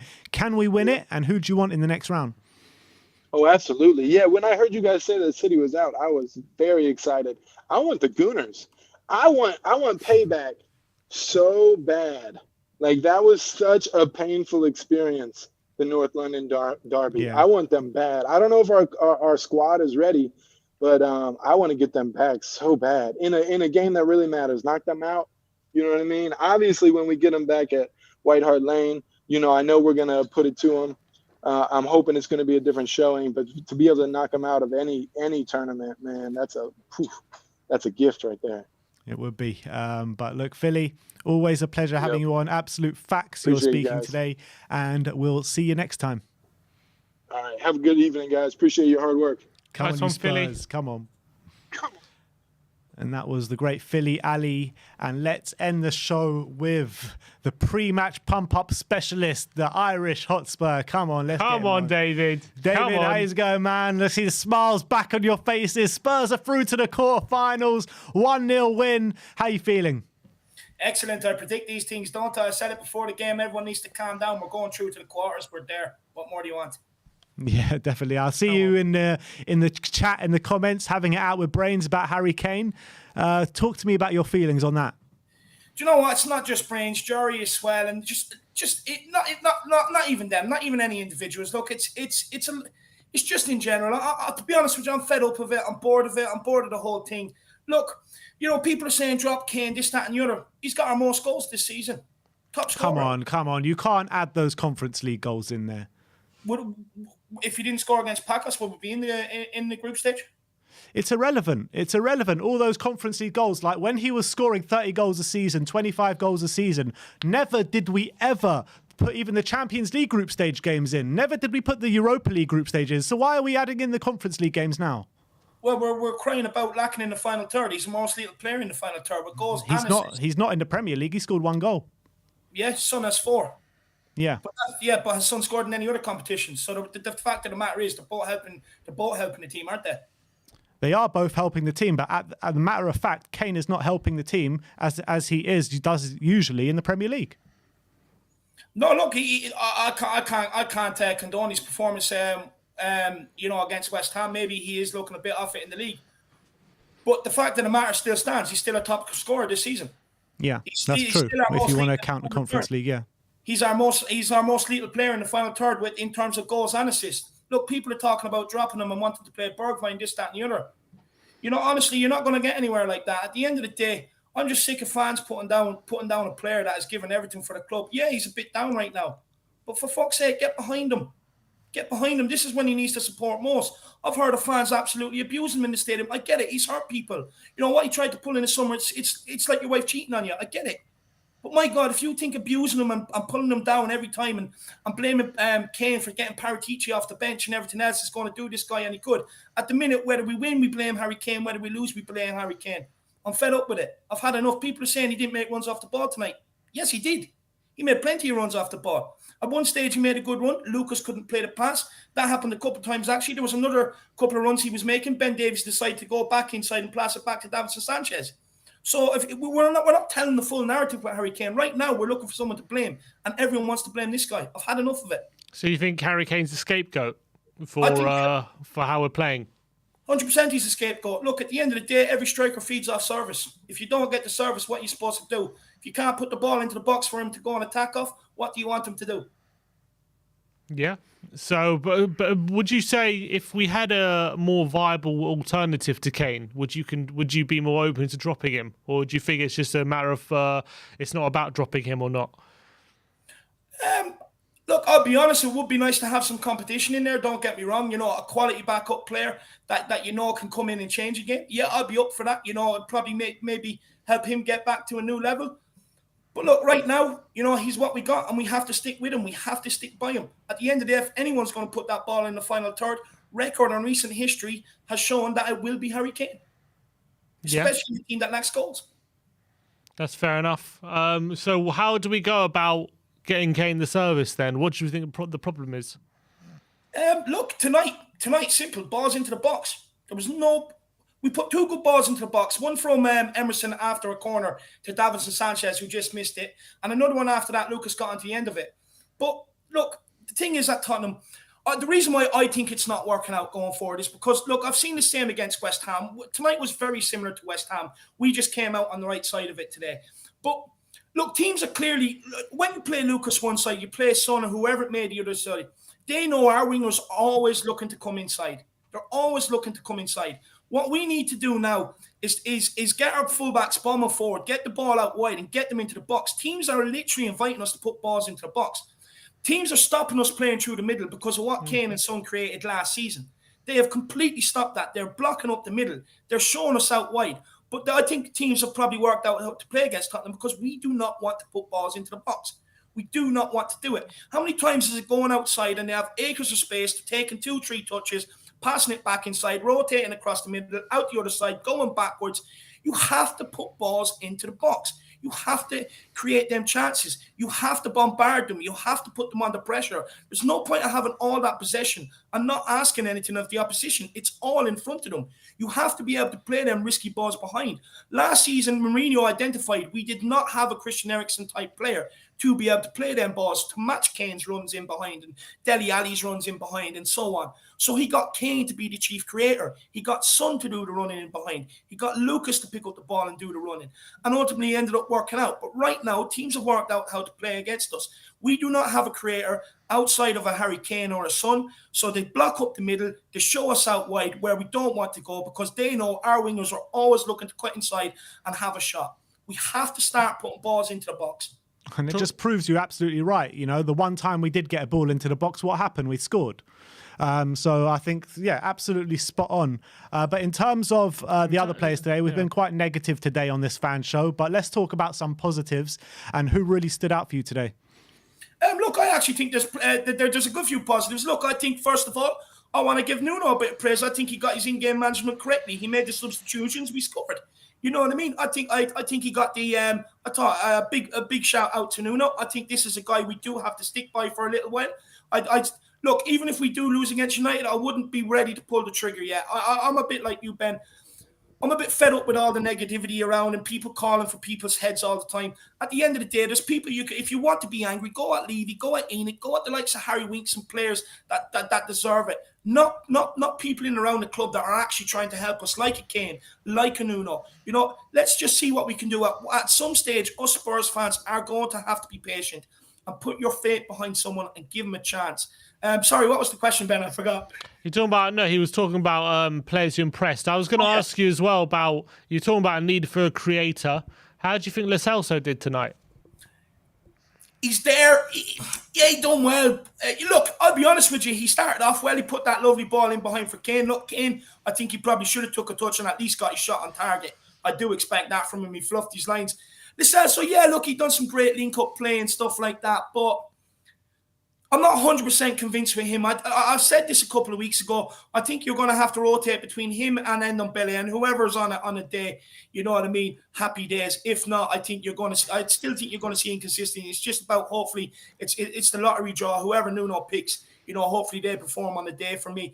Standout performances today, I think Romero, I think we have an absolute Rolls Royce of a defender. This guy is so classy on the ball. I heard Ben talking about building up from the back. Under Pochettino, we were able to build up from the back. And then even if teams pressed us, we had Alderweireld who were able to beat the press and put it to somebody's chest. Right now, Romero, for me, is the only player that can actually build out from the back. You have to put the rest of the pieces of the puzzle with him. You know, for me, look, he's just so classy on the ball. You definitely have a world-class centre-back there. And hear me out, but I think in a couple of years' time, this guy could be better than Virgil van Dijk. I thought it was brilliant today. Look, Lucas Moura, I thought he had a good impact. He was trying. He was running out. And look, sometimes with Lucas Moura, he still runs down, you know, blind alleys and stuff like that. But at least he's trying. He's proactive about it. I thought Skip was absolutely brilliant before he came off, to be honest with you guys. I thought he was turning over ball in there lovely. At one stage, he pinged a 50-yard pass. I thought I was watching Paul Scholes. And at another stage, you know, he was the only one at one stage to drop the shoulder, beat a man, get the ball out to Bergwijn, but Bergwijn ended up coming back with it. You know, he was trying to break the lines. I thought Skip was brilliant today. So they would be my standout performances from today, lads. Lovely. And in terms of Davinson Sanchez, a clean sheet for him. Do you think he's a chance of playing on Sunday, or do you still go with Dyer? I'm a bit torn with this one. Look, I think Dyer could get caught out by Cristiano Ronaldo at the weekend. Just, I think Cristiano would be a bit smarter than him. I think maybe you could. And Sanchez can't? No, but see, this is where I'm going, right? So with Davinson Sanchez, what I don't feel comfortable with is there was a couple of times today I seen balls coming over his head and he looked a bit jittery. Now, Ronaldo will absolutely thrive off that and he'll sense it. You know, he's that sort of player. But at the same time, he probably has more pace to be able to deal with the likes of a Ronaldo or a Rashford or whoever plays out wide. If they do cut inside or run in behind, he probably has a bit more pace to be able to deal with it. Look, I think he did do enough. I think physically, aerially-wise, I was actually impressed with him today. It's no mean feat to win a ball over Chris Wood, believe me. He's a big unit, you know, and I think he done well, especially towards the end of the game. He was growing in confidence and he looked good. And do you know what? I'd give him a chance. Alongside Romero. Interesting. And finally, obviously, through to the quarterfinals, the march onto Wembley is continuing. The draw happens Saturday, 10:30 in the morning on Soccer AM. Who do you want next round? Oh, lads, do you know what? I hear people calling for Arsenal and West Ham. Right now, with the inconsistency in our team, I don't want any of them. I want Sunderland. I want the easiest route possible to the final, just so I can have a trip back over, boys. You know, I just want the easiest route possible. Look, if we can get Sunderland, then after that, maybe we can get a Brentford in the semis. We could be lucky, you know, get to the final. Look, City are gone. It is there for the taking. So everybody get on the train, steamroll to Wembley. I can't wait. Give me Sunderland. And I just want to say, I want a home draw because the last two draws have been away. So I want a home draw this time. Be nice to us. All right, big up. And you heard Brains' comments about you and the pump-up show. I thought that was absolutely brilliant. So it just proves to you that your pump-up shows are working. No, look, it's definitely a good advertisement for the pump-up. We need to clip that and get it out there, you know, advertisement for the pump-up. But look, you know, I'd say in a way I'm probably one of the most hated people because, you know, every game, no matter who it's against, you know, people come in doom and gloom. I'm there, big smiles on my face, pick people up, you know, make them believe. And then especially when we lose, then people start blaming me. It's your fault and everything else. But look, it's all about, look, this is what Tottenham Hotspur is right now. We're going to have to get to grips with it. What I will say to people quickly before I end off, because I know they're saying enough of that, Paddy, you know what I mean? But look, sometimes you have to go through some bad patches. It's rocky right now. It's very inconsistent. But enjoy the wins when they come about. You know, we could win one day and get slapped the next day. We've already seen that. So just enjoy them when they come around. You know what I mean? Let's not be so negative when we win. We have to maybe take stock and realize maybe where we are right now, and just roll with the punches. But look, our players have to improve in the final third. Some of them have as much composure as a pedo in a playground. You know what I mean? And it's not good enough. It's very erratic. It's very erratic, and it needs to stop. They just need to calm down a little when they get into the situations. And look, just hopefully we can do bits this season. Look, that's what football's all about. It's all about hope. But one thing you never ever do is turn your back on the club when they need you the most. Come on, you Spurs boys, keep up the great work. You cheer so many people up in times like this, so keep it up. Love you, David. I like you say times like this. I mean, we did get to the quarterfinals today. Tough times. No, but you know what I mean in general. I know what you mean. I know what you mean. Yeah. We all saw the first half, David. Yeah. Big up, David. We'll see you soon. See you soon, lads. Come on, you Spurs. Come on, you Spurs. Come on. Love it, David. Oh, always good to see David. He always ends you off feeling good. Definitely. Gonna win the league and pumped up again. Last super chat before we go from Faz Radfar saying Romero will look after Ronaldo on Saturday. I'm definitely looking forward to that. I honestly am, because I think Romero won't give a crap about Ronaldo, who it is. You know what I mean? And he doesn't respect anyone. He played Ronaldo last season, and I don't know how he got on against Ronaldo. I don't know, but he seems like the guy who's just going to disrespect him just because he is Ronaldo. You know what I mean? He's going to go harder than he would have against anyone else. He's going to get sent off then. He might do, but I'm looking forward to it. I'm looking forward to that matchup. I think he's going to go strong, aggressive. I think Ronaldo's in for one on Saturday. Who would you play, Dyer or Sanchez? I probably would play Sanchez, because I think in terms of just pace and I think pure defensive aggression, we're going to need that. And it gives us a bit more of opportunity to play a higher line, doesn't it? Potentially, yeah, but I think he will play Dyer, because I thought Dyer actually had a good game against West Ham, so I don't think he's going to want to upset that. So I think he's going to play Dyer. All right. Well, big up to everyone that's come on today. Big up to all you legends in the chat as well. That's a wrap from us today. A long stream for you guys. 2 hours of the fan show. So thank you, everyone, for joining us today. We'll be back tomorrow morning for another Good Morning Tottenham. So like, subscribe and comment. And as always, come on, you Spurs.